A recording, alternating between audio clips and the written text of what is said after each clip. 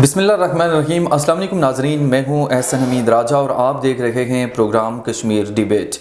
नाज़रीन, आपको बताएं कि आज हमारे प्रोग्राम में मेहमान हैं वारदा Khan, president women wing district मरी से हमारे साथ मौजूद हैं। आमिर बलोच साहब भी हमारे साथ मौजूद हैं, स्पोक्स पर्सन हैं जमात इस्लामी इस्लामाबाद से। आप दोनों मेहमानों का बहुत बहुत शुक्रिया। बात करेंगे मकबूजा कश्मीर के हवाले से। G20 इजलास वहाँ होने जा रहा है और मकबूजा कश्मीर की अगर सिचुएशन के हवाले से बात की जाए तो सिचुएशन ऐसी है कि वहाँ पे नौजवानों को कत्ल किया जा रहा है, उन्हें शहीद किया जा रहा है और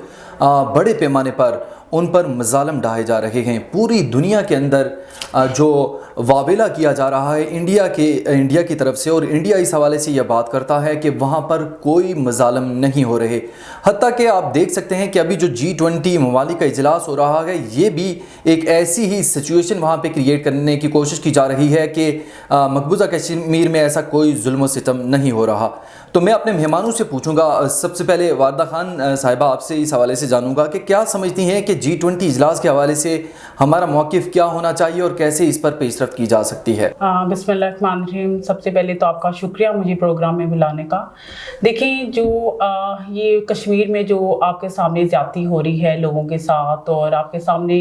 चाहे हमारी कोई भी हुकूमत आई है जो भी है, लेकिन आप जब हमारी PTI जब आई थी तब भी ये सवालात पूछे गए थे शाह महमूद कुरैशी साहब से भी, और उन्होंने ये बात की थी हिंदुस्तान के बैठ के बात करना चाहते हैं, लेकिन वो कभी भी बात नहीं करना चाहते हैं। वो सिर्फ और सिर्फ हम लोगों को देखें प्रचार, ये सिर्फ हमारे बेचारे कश्मीर भाइयों पर जुल्म और ज़्यादती कर रहे हैं। किस तरह हमारी ख़वातीन जो हैं बेचारी उनको ले जाते हैं, उनके साथ ज़्यादती की जाती है, ये कभी भी रोकथाम नहीं। ये बिल्कुल देखें इसके साथ ये मीडिया बिल्कुल झूठ बताता है। ये देखें गलत बता रहे हैं, ये उधर इंडिया में बता रहे हैं कि जी वहाँ पर कुछ भी नहीं हो रहा, लेकिन जब हम वहाँ पर जाएँ, मेरी फैमिलीज़ वहाँ पर अवेलेबल हैं, वो बेचारे बताते हैं कि हमारे लिए एजुकेशन हासिल करना कितना मुश्किल है। ये बहुत गलत बात है। देखिए, हमें इसके लिए हम सबको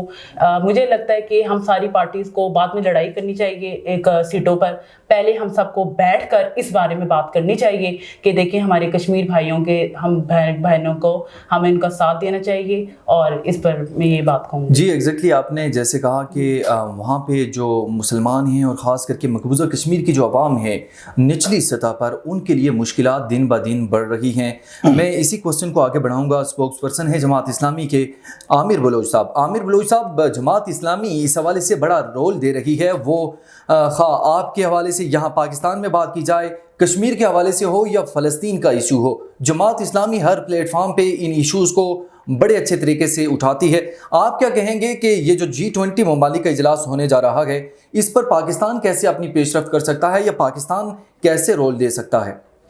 जी बिस्मिल्लाहिर्रहमानिर्रहीम, बहुत शुक्रिया राजा साहब।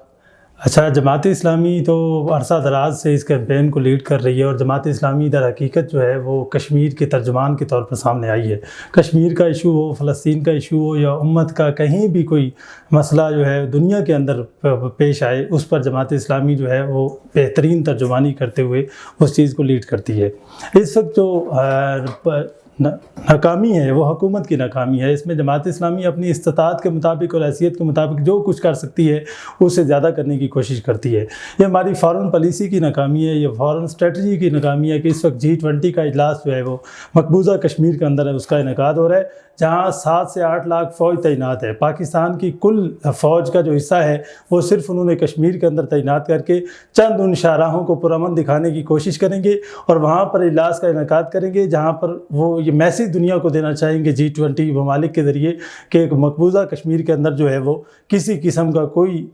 अलग रियासत का कोई मुतालबा भी नहीं है, और ये पुरअमन और पीसफुल खिता बन चुका है, जबकि दर हकीकत ऐसा नहीं है। वहाँ पर इज्तिमात पर पाबंदी है, वहाँ लोगों को घरों में के अंदर महसूर कर दिया गया है, वहाँ पे उनकी मार्केट्स तक उनको रसाई हासिल नहीं है, वहाँ पर इंटरनेट की सहूलत जो है उस वो मैसर नहीं है, और शब खून मारा जा रहा है, उनकी हक तलफी की जा रही है, जिसको हमारी जो रियासत है, जो पाकिस्तान की जो स्ट्रेटजी फर्स्ट प्रायोरिटी के ऊपर होनी चाहिए थी, जो कि पहले अवेयरनेस का एक अच्छा क्राइटेरिया होता था, एक अवेयरनेस बेहतरीन तरीके से फैलाई जाती थी पाकिस्तान के अंदर। अब वो भी पैसे पुश डाल दी गई है। हमारी जो अंदरूनी लड़ाई है, सियासी कशमकश है, उसके अंदर कश्मीर को मुकम्मल तौर पर नज़रअंदाज किया जा रहा है। तो ये बेसिकली खारजा पॉलिसी की नाकामी है कि मकबूजा कश्मीर जो कि अक़वाम मुत्तहिदा के अंदर एक मुतनाज़ इलाका है, उस मुतनाज़ हैसियत के हामिल जो खित्ता है उसके अंदर भारत उसको अपना हिस्सा करार देते हुए वहाँ पे कॉन्फ्रेंस की मेज़बानी करने जा रहा है। आमिर बलोच साहब, जैसे आपने बात की कि हमारी वज़ारत ख़ारजा और ख़ारजा पॉलिसी में बहुत सारी चीज़ें ऐसी हैं कि जिस वजह से हम कश्मीर इशू को सही मानों में उठा नहीं सके। वारदा खान, मैं आपकी जानिब बढ़ूँगा और आपसे पूछूंगा कि तहरीक इंसाफ ने अपने दौरे हुकूमत में जो पॉलिसी अपनाई, क्या आप उससे मुत्तफिक हैं, या जो अभी पॉलिसीज़ चल रही हैं PDM की जानिब से और वज़ीर ख़ारजा जो पॉलिसी लेकर चल रहे हैं, आप उससे इत्तफाक करेंगी? देखें, जब हमारी हुकूमत आई तो आपको भी पता है कि कोविड किस तरह आ गया था, किस तरह पीक पे था। तो हमारे लीडर इमरान खान वो यहाँ से भगोड़े की तरह बिल्कुल भागे नहीं थे जैसे भगोड़ा गया है। हमारे इमरान खान यहाँ पे रहकर हमारी आवाम के साथ और गरीब लोगों के साथ खड़े रहे और उन्हें देखें एहसास सेंटर, हमारे मरी तक में भी ये देखें एहसास सेंटर आपके सामने, राशन कार्ड, सेहत कार्ड, किसान कार्ड, कितने कितने प्रोग्राम आपके सामने हैं, लंगर जिस तरह खुलवाए गए जो आज बंद कर दिए गए हैं। इमरान खान के जाने की देर थी और अफगानिस्तान ने पाकिस्तान पर ड्रोन हमला किया। आज भी वही चाह रहा है। आपके सामने कोयटा में किस तरह वो मस्जिद में किस तरह वो धमाका हुआ, आपके सामने धमाकों की शिद्दत ज़्यादा बढ़ती जा रही है, दिन ब दिन बढ़ती जा रही है। नहीं मैडम, मैं इस हवाले से आपसे जानूंगा कि कश्मीर के हवाले से जो पॉलिसीज़ हैं उस पर आप क्या कहेंगी? देखें, जिस तरह इमरान खान ने यूनाइटेड नेशन के अंदर जाके खिताब किया, क्या आप उन पॉलिसी से मुत्तफिक हैं? देखें, क्योंकि अभी जिस तरह बिलावल भुट्टो भी एक पॉलिसी लेकर चल रहे हैं, शंघाई ताउन तंजीम का जो इजलास हुआ गोवा में भारत में, तो वहाँ पर भी बिलावल भुट्टो वहाँ गए। लेकिन जो PTI की आदत है वो फवाद चौधरी हूँ और बाकी जो आपके रहनुमा हैं उन्होंने इस पर बड़ी तनकीद की है कि उन्हें वहाँ नहीं जाना चाहिए था, हमने सारे जो ताल्लुकात थे वो मुनक़ते किए हुए थे, उसके बावजूद बिलावल भुट्टो वहाँ गए, ये उनकी पॉलिसी गलत है। तो आप क्या कहेंगी कि क्या बिलावल भुट्टो जो वहाँ गए और कश्मीर का जो इशू वहाँ पे रेज़ किया उनके सामने उनके घर में बैठ के, तो क्या ये ठीक था, या क्या सिर्फ आप यहाँ से जाके यूनाइटेड नेशन में एक बयान दे दें और ये कहें कि हमने सारी चीज़ें कर दी? लेकिन वो तो PDM भी उस दौर में बड़ी तनकीद करती रही है कि ऐसी कोई सिचुएशन नहीं, इमरान खान ने वर्ल्ड कप जीता और कश्मीर जो है ना वो उनकी हथेली में रख के उनको दे दिया। तो आप क्या कहेंगी? देखिए, बिलावल भुट्टो जो अभी इजलास हुआ था उसमें की थी। देखिए, जो बिलावल भुट्टो की थी, सबकी अपनी अपनी राय है, लेकिन मैं अपनी राय देना चाह रही हूँ। बिलावल भुट्टो गए हैं, देखें उनकी बेइज्जती हुई है, ये बिलावल भुट्टो के देखें मेरा उनके साथ जो पार्टी का हमारे इख्तलाफात है वो अपनी जगह, उनकी पॉलिसी से जो इख्तलाफात है वो भी अपनी जगह है, लेकिन उनकी जो बेइज्जती हुई है ये 22 करोड़ अवाम हमारे पाकिस्तानियों की बेइज्जती हुई है। हम सबको ये चाहिए कि हम एक जगह खड़े होकर बाद में सारी चीजें देखकर अपनी अपनी पार्टीज को देख के ये ना करें कि ये पार्टी या वो पार्टी, बल्कि सारे एक ही मुत्तहिद होकर उसका भारत का मुंह तोड़ जवाब दें, बल्कि ना कि मैडम इसका मतलब ये हुआ कि आप सपोर्ट कर रही हैं इमरान खान की पॉलिसी से। जी। तो आमिर बलोच साहब, आपकी जानिब बढ़ूंगा और आपसे यही क्वेश्चन इस हवाले से रखूंगा कि क्या समझते हैं कि जो बिलावल भुट्टो का शंघाई ताउन तंजीम का जो दौरा था वहाँ वो पहुँचे और भारत में होकर और उन ममालिक के सामने जो शंघाई ताउन तंजीम के रुकन हैं उनके सामने कश्मीर इशू को बड़े पैमाने पर उठाया, तो क्या समझते हैं ये एक अच्छी पॉलिसी है? देखिए, हमेशा से हमारी रियासत की ये पॉलिसी रही है कि ये गुफ्तार की हद तक तो कश्मीर को बहुत अच्छे तरीके से याद रखते हैं, उनकी बात भी करते हैं, और जहाँ इनका कोई सियासी स्टंट खेलना हो या कोई इन्हें इलेक्शन के अंदर मतलूबा अहदाफ हासिल करने हो और उसमें कश्मीर का पोर्शन रखना हो तो वहाँ पे कश्मीर का पोर्शन भी रखा जाता है, वहाँ कश्मीर के नुमाइंदे भी बन जाते हैं। लेकिन जब इक़्तिदार इनके पास होता है तो उस तरीके से कश्मीर की लॉबिंग नहीं की जाती जिस तरीके से कश्मीर का हक़ है। यहाँ से एक तराना रिलीज़ कर दिया जाता है कि मेरे वतन तेरी जन्नत में आएंगे एक दिन। वो जन्नत जो है वो इस वक्त जहन्नम बन चुका है और उसके अंदर जो हुर्रियत रहनुमा हैं वो आहिस्ता आहिस्ता सब दम तोड़ चुके हैं और लहद में उतर चुके हैं, उनकी आवाज़ें खामोश करा दी गई हैं। حریت جو ہماری آزادی کی تحریک تھی اس کو دبا دیا گیا ہے اور وہاں پر کرفیو نافذ ہے۔ اس سارے سینیریو کے اندر جو ہماری کارکردگی ہے وہ یا تو کسی روڈ کا نام سری نگر رکھ دیا جاتا ہے، یا وہاں پہ کوئی گھڑی لگا دی جاتی ہے چوک کے اندر، یا کشمیر کے نام سے کوئی کالی پٹی باندھ لی جاتی ہے، یا یوم سیاہ بنا لیا جاتا ہے۔ اس سے زیادہ ہمارے پاس کوئی روڈ میپ نہیں ہے۔ یا 2 منٹ کی خاموشی ہوتی ہے۔ ہاں، یہ 2 منٹ کی خاموشی ہوتی ہے۔ تو اس سارے سینیریو کے اندر میرے خیال سے گفتار کے اندر ریاست کی پالیسی رہتی ہے، اور گفتار بھی اس حد تک جتنی ضرورت ہو۔ اس وقت جو ہم یہ سمجھتے ہیں کہ جو موقف تھا بلاول بھٹو زرداری صاحب کا، وہ تو کسی حد تک درست تھا، لیکن اس موقف کے گرد جو ہے ان کی پالیسی نہیں گھومتی، ان کی لابنگ نہیں گھومتی، اس لیول پہ آ کے کشمیر کاز کو اٹھایا نہیں جاتا۔ وہاں پہ تو 2 دن بات ہوئی، 1.5 دن بات ہوئی، وہ اچھی چیز تھی، ایک فورم تھا، اس فورم کے اوپر تو بات ہوگی۔ یہاں اگر بلاول بھٹو صاحب مکمل آپ کو خاموش نظر آئیں گے، اب یہ الیکشن کا سین چلے گا یہاں پہ پاکستان کے اندر، اور اس سارے الیکشن اور سیاسی اکھاڑے کے اندر کشمیر جو ہے وہ نظر انداز رہے گا۔ پھر نئی حکومت آئے گی، سال 1.5 بعد ایک یوم سیاہ منائے گی، یوم سیاہ منانے کے ساتھ ساتھ 2 منٹ کی خاموشی کرے گی، پٹی باندھ لے گی، کسی ہائی وے یا کسی درخت کا نام کشمیر رکھ دیا جائے گا، اور پھر سے وہ کشمیر کا جو ہے وہ دب جائے گا اور اس کو پس پش ڈال دیا جائے گا۔ میڈم آپ سے پوچھوں گا کہ یہ OIC جو ممالک ہیں، آرگنائزیشن آف اسلامی کنٹریز، کیا رول دے سکتے ہیں؟ G20 کا جو اجلاس ہو رہا ہے، کیا اس کا بائیک آؤٹ کرنے کے لیے OIC کوئی رول دے سکتی ہے؟ دیکھیں، بات ایسی جو اجلاس ہو رہا ہے تو ہمیں یہ چاہیے کہ اسلامی کنٹری کو تو بالکل اس میں نہیں باہر بیٹھنا چاہیے۔ بھارت کے ساتھ ہماری مختلفات جو بھی ہیں، ہماری باتیں ہیں جو ہم ان کے ساتھ بالکل نہیں بات کرنا چاہتے ہیں، جس طرح ہمارے وہ کشمیر بھائیوں پہ ظلم و زیادتی کرتے ہیں اور ہمارے ٹی وی چینلز میں کیا کیا دکھا رہے ہیں۔ تو مجھے نہیں لگتا کہ ہمیں یہ چاہیے کہ افغانستان کے ساتھ جو ہمارے ابھی ذرا تعلقات تھوڑے خراب ہوئے ہیں ان کو بھی صحیح کرنے چاہیے، اور ترکی، افغانستان جو ہمارے اسلامی ملک ہیں ان کو بالکل بائیک آؤٹ کر دینا چاہیے، بالکل نہیں جانا چاہیے۔ صحیح، بالکل ٹھیک ہو گیا۔ اور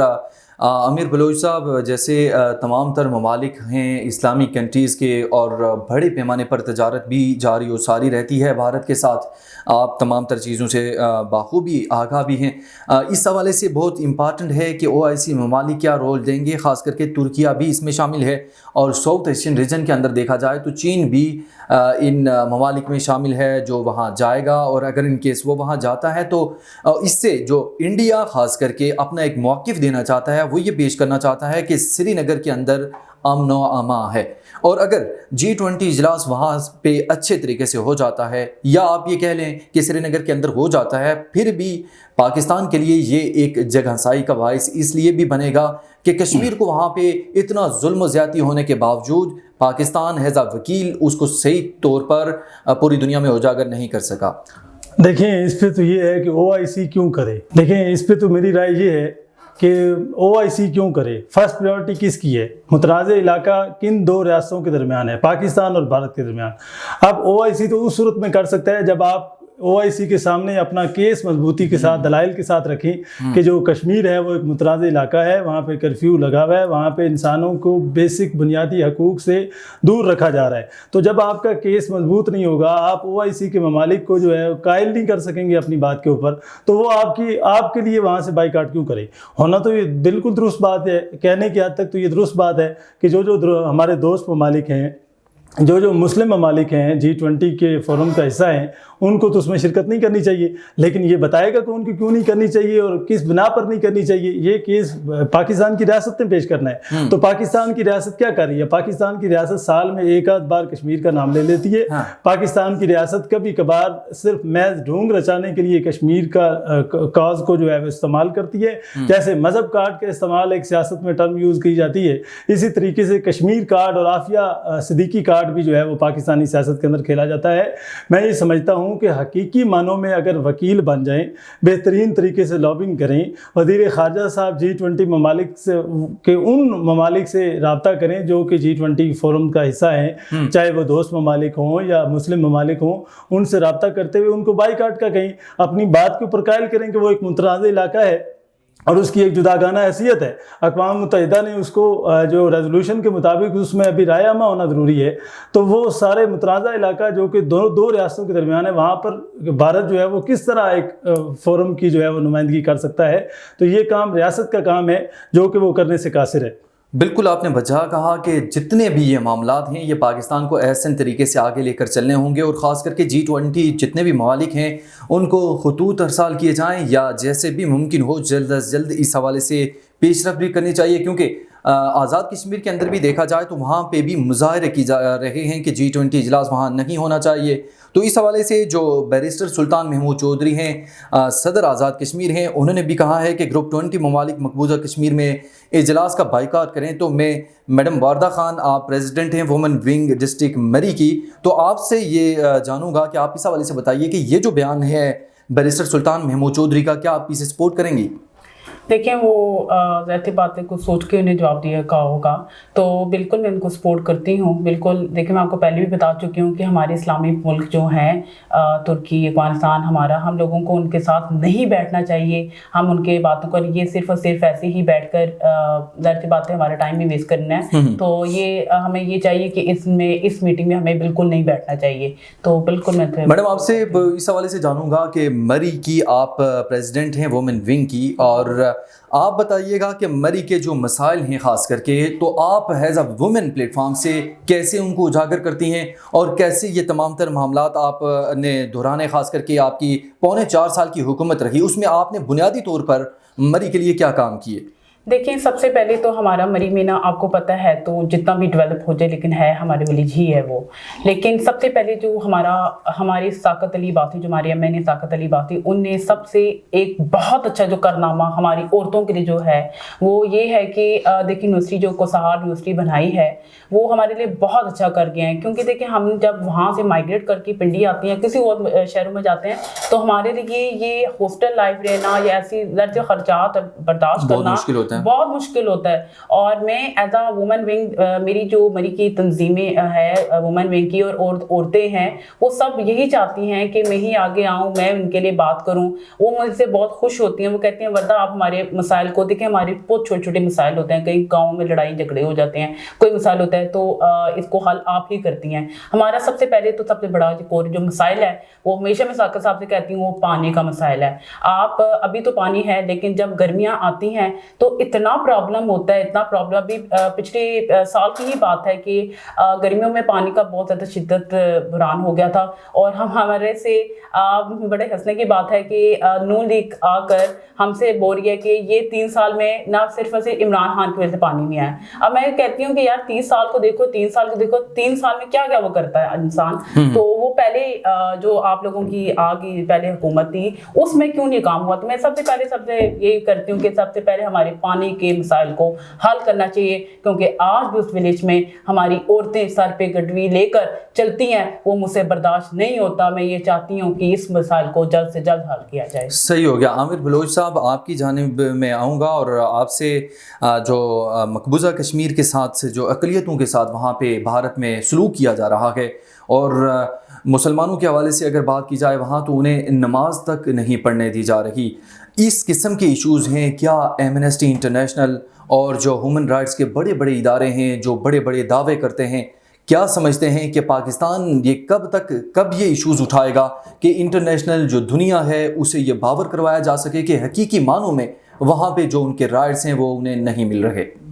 دیکھیں بسم اللہ الرحمن الرحیم، بات یہ ہے کہ اقوام متحدہ جو ہے، اقوام متحدہ ہو، یونائٹڈ نیشن ڈیولپمنٹ پروگرامز ہوں، ہیومن رائٹس کی NGOs ہوں، یہ سارے پاکستان کے اندر ایک بلی کو کچھ ہو جائے تو واویلا مچ جاتا ہے، مغرب چیخ اٹھتا ہے، چلا اٹھتا ہے، یورپین کے اندر جو ہے وہ ایک لہر دوڑ جاتی ہے کہ پاکستان ایک ایکسٹریمسٹ کنٹری ہے، پاکستان ایک دہشت گرد کنٹری ہے، پاکستان میں یہ حقوق سلب کیے جا رہے ہیں، جانوروں کے حقوق سلب کیے جا رہے ہیں، ایون کہ مچھر تک کے حقوق کا تقاضا پاکستان سے کیا جاتا ہے۔ لیکن اسی طرف آپ بالکل پڑوس میں دیکھیں تو مودی جو کہ انسانوں کا قتل عام کر رہا ہے، وہاں نہ سکھ محفوظ ہے، وہاں نہ مسلمان محفوظ ہے، ایون کہ ہندو بھی محفوظ نہیں ہے کچھ علاقوں کے اندر۔ تو یہ جو BJP سرکار بیٹھی ہے وہ دہشت گردوں کی ایک پناہ گاہ بھی ہے، دہشت گرد بھی ہیں، اور انتہا پسندی بھی وہاں پر بھارت کے اندر نام نہاد سیکولر ریاست کے اندر عروج ہے۔ یہاں ایک پاکستان کے اندر ایک ذرا سا مچھر کو کچھ ہو جائے، بلی کو کچھ ہو جائے تو اس کا واویلا انٹرنیشنل فورمز کے اوپر ہوتا ہے، جبکہ بھارت کے اندر انسانوں کے قتل عام کو بالخصوص کشمیر کے اندر، اتر پردیش کے اندر سکھوں کی تحریک دبائی جا رہی ہے، سکھوں کو قتل عام ہو رہا ہے، اس سارے سینیریو کے اندر اقلیتیں جو ہیں وہ بھارت کے اندر محفوظ نہیں ہیں۔ الحمدللہ اسلام آباد پاکستان کے اندر ایسی سچویشن نہیں ہے۔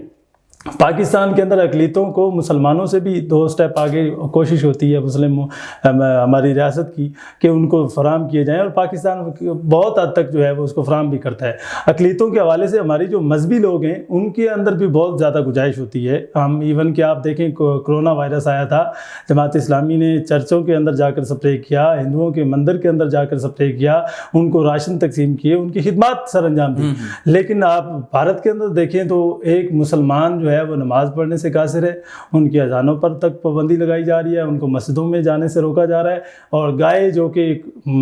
ایشو بنا ہوا ہے بھارت کے اندر کہ گائے جو ہے اس کو ذبح نہیں کیا جا سکتا، اس کا گوشت جو ہے اس کے ٹرک روک کر لوگوں کا جو ڈرائیورز ہیں اور ان مسلمان ہیں ان کو قتل عام کیا جا رہا ہے۔ تو بھارت تو ایک دہشت گرد ریاست ہے، بالکل، اور وہ ہمارے پاکستان کے اندر جو ہے وہ ایک ایون کہ کوئی نعرہ پاکستان کے خلاف بلند ہو جائے تو وہ اس کو انٹرنیشنل فورمز تک لے کے جاتے ہیں۔ کوئی ذہنی مریض اس طرح کا نعرہ بلند کر دے وہ انٹرنیشنل فورمز میں بھی اس کی آواز بلند کروا دیتے ہیں، جبکہ ہم جو ہیں ہماری ریاستی پالیسی ہے یا فورن پالیسی کی ناکامی ہے کہ جس کے اس خارجہ پالیسی جو ہے ہماری وہ دنیا کو یہ باور کرانے میں ابھی تک ناکام نظر آ رہی ہے کہ بھارت ایک دہشت گرد، انتہا پسند اور انتہائی دہشت گردوں کا جو ہے وہ گڑھ سمجھا جاتا ہے، اس کو یہ باور کرانے میں ہمارا میڈیا بھی ناکام ہے اور ہماری ریاست کی خارجہ پالیسی جو ہے وہ بھی اس میں ناکام نظر آتی ہے۔ عامر بلوچ صاحب، آپ نے بالکل بچا کہا، اور میں آپ کو اس حوالے سے بھی آپ کی بات کو یہ آگے بڑھاؤں گا کہ جو آپ نے کہا کہ بھارت ایک دہشت گرد ملک ہے اور مودی ہندوتوا کا نظریہ لے کر آگے بڑھ رہا ہے، اور سری نگر کے حوالے سے اگر بات کی جائے، یہ G20 کا جو اجلاس شروع ہونے والا ہے یا وہ کرنے جا رہے ہیں، اس میں ابھی وہ اجلاس شروع ہوا نہیں ہے اور وہاں پہ قید و بند کی صحبتیں شروع ہو گئی ہیں اور وہاں پہ نوجوانوں کو بڑے پیمانے پر گرفتار کیا جا رہا ہے۔ یہ سچویشن ہے مقبوضہ کشمیر کی، اور G20 ممالک کے جو رکن ہیں انہیں کم از کم ایک دفعہ لازمی ان چیزوں پر سوچنا بھی ہوگا اور ساتھ دیکھنا ہوگا کہ ہم کس طور پر ان تمام تر معاملات کو ٹیکل کر سکتے ہیں۔ میرے خیال میں پاکستان کو ابھی بہت جارحانہ کھیلنا ہوگا، اور ساتھ اس حوالے سے پوری دنیا کو باور کروانا ہوگا کہ مقبوضہ کشمیر کے اندر جو ظلم و ستم روا رکھا جا رہا ہے، جب تک اسے کنٹرول نہیں کیا جا رہا، ہیومن رائٹس کی جو وائلیشن ہو رہی ہے ان پر جو بین الاقوامی تنظیمیں ہیں وہ آ کر اپنا موقف نہیں دے دیتی یا وہ صورتحال نہیں بھانپ لیتی، تب تک G20 اجلاس نہیں ہونا چاہیے۔ میں میڈم واردہ خان آپ کی جانب بڑھوں گا، مری ہی کی سچویشن کے حوالے سے آپ سے ڈسکس کریں گے کہ وہاں سے سابق وزیر اعظم شاہد حقان عباسی بھی رہے، کیا سمجھتی ہیں کہ ان کے دور حکومت میں اور نون لیگ نے وہ تو بڑا واویلا کرتے رہے ہیں کہ جتنے مسائل تھے مری کے وہ ہم نے ریزالو کیے ہیں، وہ خواہ پانی کا مسئلہ ہو، گیس کا مسئلہ ہو یا باقی کوئی ایشوز ہوں، وہ اس حوالے سے بھی ڈسکس کرتے رہے ہیں کہ سیاحوں کے لیے جو معاملات ہیں وہ بھی ہم نے ڈسکس کیے ہیں ان سے اور ہم نے انہیں ریزالو کیا ہے۔ وہ آپ نے دیکھا کہ پچھلے عرصے میں کتنا سیاح وہاں پہ جاتے ہیں، وہ پھنس جاتے ہیں، ان کے لیے بہت سارے مسائل ہوتے ہیں۔ تو آپ کیا کہیں گے، کیا مسلم لیگ نون کی حکومت صحیح معنوں میں وہ تمام تر ترقیاتی کام کر سکی یا نہیں؟ دیکھیں، یہ لوگ تو کہتے تھے کہ ہماری جو زمین ہے وہ بنجر زمین ہے اور اس پر نہ گیس آ سکتی ہے نہ یونیورسٹی بن سکی ہے۔ میں نے آپ کو بھی تھوڑی دیر پہلے ہی بتایا جو یونیورسٹی کوسار یونیورسٹی بنی ہے، ہماری MNA صداقت علی عباسی صاحب نے ایسے ایسے علاقوں میں گیس دے دی ہے جہاں پر ہم توقع بھی نہیں کر سکتے تھے۔ PTI نے جہاں ان بیچاروں سے جو بھی ہوا ان نے کیا ہے، اور دیکھیں یہ صرف دعوے کرتے رہے ہیں، یہ بہت سے دعوے ایسے کرتے رہے ہیں، انہیں صرف اپنا جو علاقہ ان کا دیول ہے، شاہ ان کا جو سر کا ہے، تو اس نے آپ اگر میرے ساتھ قسم آپ چلیں تو آپ ادھر بھی جا کے دیکھیں گے کہ ہماری PTI کی ہی طرف سے یہ گیس لگی ہے، ان نے اپنا صرف اور صرف اپنی پاکٹ کو بھرا اور کچھ بھی نہیں کیا۔ اور دوسری بات آ جاتی ہے کہ یہ اب دیکھ لیں الیکشن جو آنے والے ہیں اس کے حوالے سے بھی دیکھ لیں تو اللہ خیر کرے، تو ہماری ظاہر سی بات ہے ان نے کوئی کارنامے تو کچھ بھی صداقت علی عباسی کے حوالے سے کہا جا رہا ہے کہ انہوں نے ایز سچ اس طرح جو کرنے چاہیے تھے کام وہ انہوں نے نہیں کیے، تو آپ کا کیا موقف ہے؟ دیکھیں، میں نے آپ سے پہلے ہی